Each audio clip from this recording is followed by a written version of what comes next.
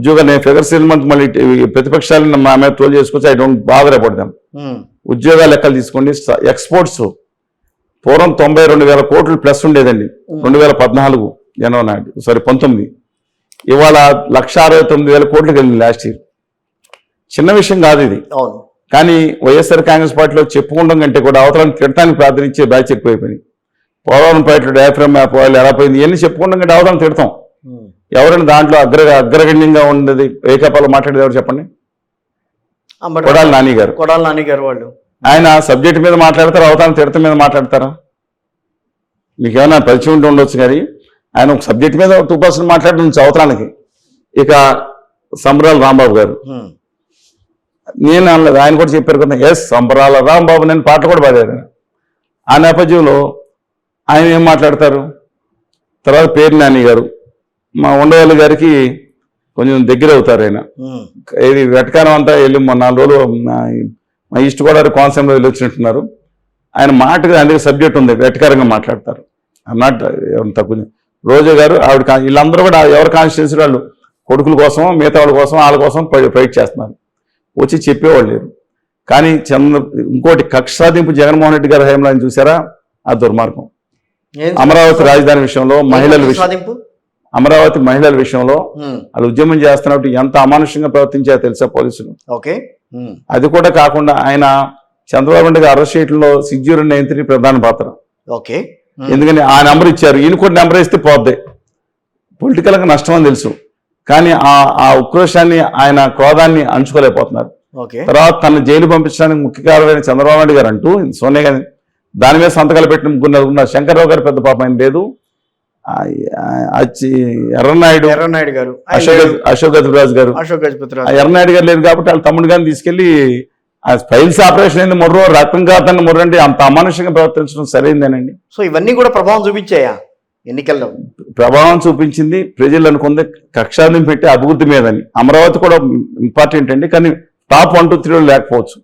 చంద్రబాబు నాయుడు గారిని అరెస్ట్ చేయడం కూడా ఇంపార్టెంట్, కానీ టాప్ లేకపోవచ్చు. నేను చెప్పిన మిగతాది ఉద్యోగస్తులు, దీంతో పాటు సర్పంచులు, ఎంపీటీసీ, డెడ్పీసీలు, దీంట్లో 80% వైకాపా వాళ్ళే. అందరూ వ్యతిరేకం చేశారు, అందరిలో మెజార్టీ వ్యతిరేకం చేశారు. ఎందుకని? మీరు సర్పంచ్ అండి, మీరు కష్టపడి మ్యాజిక్ చేసి ప్రాజెక్ట్ చేసి అన్ని చేసి ఎలక్ట్ అయ్యారు.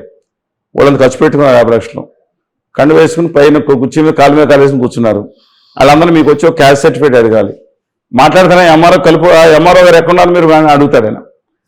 ఆయన ఎంఆర్ఓ గారు ఎమ్మెల్యేతో చెప్పించండి అంటాడు. ఇన్ని 4 సార్లు చెప్పింది ఎమ్మెల్యే దగ్గరికి వెళ్ళాలి, లేదా ఇంకోటి కావాలి, పెన్షన్ ఇప్పించండి, మనం ఇప్పిస్తున్నా పైకి రాయాలి, ఎంఆర్ఓ రాయాలి, ఒప్పుకుని కలెక్టర్ దగ్గరికి వెళ్ళాలని. మళ్ళీ సంబంధం లేకుండానే కదా జరగాలని చెప్పి. ఇప్పుడు ఏం జరుగుతుంది? సచివాలయం పెట్టిన తర్వాత వాలంటీర్ అనుసంధానం అయిన తర్వాత సర్టిఫికేట్ కావాలంటే నేను వెళ్ళాను, పోలవరంలో పాదయాత్రలు చేసినప్పుడు 3 రోజులు తిరిగాం, అక్కడ గ్రామ సచివాలయం చూశాను. మీ క్యాష్ అన్ని తీసుకొచ్చి ఇంటికి తీసుకొచ్చి ఇచ్చేస్తున్నారు. ఎక్సలెంట్ వర్క్ అండి. మరి అదే వర్క్ కానీ గ్రామ స్వరాజ్యం లేదా డ్రిప్ అండ్ పీటీ ప్రకారం అలాగే పవర్స్ లేకుండా పోయినాయి సర్పంచులకి. నిధులు కూడా లేకుండా పోయినాయి. వాళ్ళు ఇవ్వటానికి శాంక్షన్ చేయడానికి నిధులు కూడా లేవు.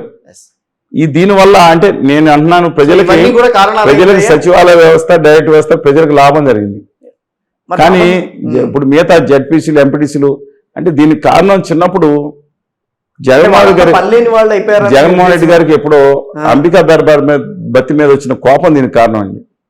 మీరు మరే చెప్తారు. అంబికా దర్బార్ బతికి దీనికి సంబంధం ఏంటి? అదేంటండి, అంబికా కృష్ణ మా ఏలూరులో తయారు చేస్తారు అంబికా దర్బాతి. మీ చిన్నప్పుడు చూస్తారు 40 ఏమని ప్రచారం అయ్యేది? అంబికా దర్బాతి ఏంటి? భగవంతునికి భక్తుడికి అనుసంధానం అనేది అంబికా దర్బార్ బత్తి అనేవారు. ఈయనకి అదంటే పడదు. మధ్యలో అనుసంధానం కింద ఎమ్మెల్యేలు, ఎంపీటీసీలు వీళ్ళందరూ ఎందుకు? రామారావు గారు ఉండేది అభిప్రాయం. నేను డైరెక్ట్ గా ప్రజలు మధ్య వాలంటీర్ కింద ఉంటారు అంతే. డైరెక్ట్కి వెళ్ళేందుకు ఉంటే ఉంటారు కదా నామినల్గా. అది అనేటప్పటికి ఎమ్మెల్యేలు కూడా ఎంతమంది వెళ్ళి కలిసి వచ్చారండి? ఎక్కడో ధర్మదర్శనం తప్ప గడపకు ప్రోగ్రామ్ వాళ్ళ చేత చేయించారు. ఆయన ఎన్నిసార్లు కలిసారో ఎమ్మెల్యేని పిలిపించండి, ఇంటర్వ్యూ చేయించండి. అతి తక్కువ మంది మంత్రులు, అంతమంది మా జిల్లా మంత్రుల్ని నేను పేర్లు చెప్పడం ఎందుకు? కలవకపోతే ఏంటి మా మనుషులు? ఇప్పుడు ఎమ్మెల్యేలు కలవకపోతే, ముఖ్యమంత్రిని కలవకపోతే ఆ సమస్యల మీద మాట్లాడాలి కదా. ఊళ్ళో సమస్య వచ్చింది, ఇక్కడ ఇది ఇంపార్టెన్స్ ఉంది. కైండ్లీ అండర్స్టాండ్ అండి, ఒక ముఖ్యమంత్రి అంటే ఫస్ట్ అమాంగ్ మినిస్టర్స్. కానీ ఏం చేశారు? అంటే ఎమ్మెల్యేలకు కూడా నేను మనం డీపీ వెళ్ళిపోతున్నాం. ఎమ్మెల్యేలు కూడా రాజ్యాంగపరంగా ఇచ్చింది సామంతరాజు కింద ఉండడానికి వీళ్ళు. ఎమ్మెల్యేల హక్కులేంటి చెప్పండి నాకు. రాజ్యాంగ హక్కులేంటి ఎమ్మెల్యేలకి? ఎంఆర్ఓ వాళ్ళు చెప్తే ఉండాలి, ఎంఈఓ వాళ్ళు చెప్తే ఉండాలి, ఈ పోలీస్ ఇన్స్పెక్టర్ చెప్తే ఉండాలి. Absolutely no. ఎమ్మెల్యేలకి పవర్స్ ఇవాళ ఇచ్చిన అథారిటీ అండ్ పవర్స్ ఏమీ లేవు. ఎమ్మెల్యేలకు ఉన్న ఏంటంటే ప్రజల సమస్యలను ప్రభుత్వానికి నివేదించడం, అసెంబ్లీలోకి వెళ్ళటం, చట్టాలు చేయించడం, చట్టాలు సవరించడం, ప్రభుత్వం ద్వారా పని చేయించుకుంటాం. ఇది వాళ్ళకి ఇచ్చింది. ప్రతి ఎమ్మెల్యే సామంతరాజు, ఇసుక మీద సామంతరాజు, 100 కోట్ల సామంతరాజులు. ఈయనేమో రాజుగారి ముఖ్యమంత్రి, చక్రవర్తి ఢిల్లీ పాలిషాది. ఏందండి ఇది? ప్రజాస్వామ్యాన్ని again we should send back this MLAs to their original duties. అందుకని ఈ నంబర్ సరే వీళ్ళందరూ యాంటీ అయ్యారండి. మధ్యలో మన టాపిక్ చాలా దూరం వెళ్ళిపోతున్నాం. సార్ ఒక మాట అన్నా నేను, శ్రీనివాస్ గారు ఈ రోజున వైఎస్ఆర్ కాంగ్రెస్ పార్టీ ప్రభుత్వంలో ఇన్ని జరిగినాయని చెప్తున్నారు తప్పించి ఇది వరకు కాంగ్రెస్ పార్టీని అంత విమర్శించిన సందర్భాలు చూడలే నేను చాలా ఇంటర్వ్యూల్లో.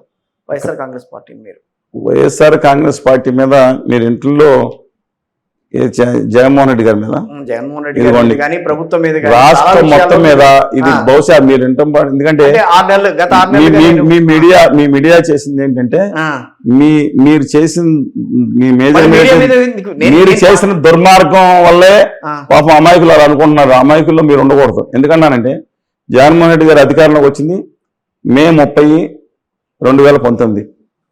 జూలై 15వ తారీఖు నుంచి ఫోటోలు పంపిస్తాం మీరు వేయండి. జూలై 15 నుంచి మొదలుపెట్టి కలెక్టరేట్స్ ముట్టడి చేసాం వేలాది మందితో. ఏ రోజు కూడా ఈ జగన్ గారి ప్రభుత్వం దుర్మార్గం చేస్తుంది. అలాగే గోదావరి అనుసంధానం కేసీఆర్ గారు గొప్ప అంటే రాష్ట్రం అంతా తిరిగి ఆఖరి రిపోర్ట్స్ కూడా ఆయన పంపించి ఇది పంచి పద్ధతి కాదు. అమరావతి మా మీద కేసు పెట్టారు. అమరావతి పెట్టారు, ఇంకో కేసులు కర్నూలులో పెట్టారు. వేధింపులు ఎన్ని వేధింపులు జరిగినాయి అన్ని తిరుగుతా ఉన్నాం. అంటే జగన్మోహన్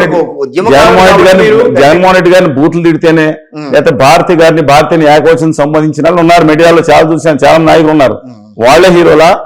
కళ్యాణ్ బాబు గారు పెళ్లి గురించి మాట్లాడితేనేనా మనం విమర్శించడానికి లేదా బూతులు మాట్లాడటానికి, అసభ్యం కట్టడానికి శక్తి అవసరంలా, అది అణుచుకుంటానికి శక్తి కావాలి. సో ఇప్పుడు శ్రీనివాస్ గారు వైఎస్ఆర్ కాంగ్రెస్ పార్టీ మనిషి కాదు, తెలుగుదేశం పార్టీ మనిషి. ఏ మనిషి అండి? కాంగ్రెస్ ఉంది, పవన్ కళ్యాణ్ గారు ఉన్నారు, లేదా తెలంగాణ రాష్ట్రంతో ఉంది, 190 పార్టీలు ఉన్నాయి. అయితే సో ఇప్పుడు మీరు ఓవరాల్ గా మీరు చెప్పగలిగింది ఏంటి? ఇప్పుడు రాబోయే రోజు తెలుగుదేశం పార్టీనే, తెలుగుదేశం పార్టీ మళ్ళీ చెప్తున్నా,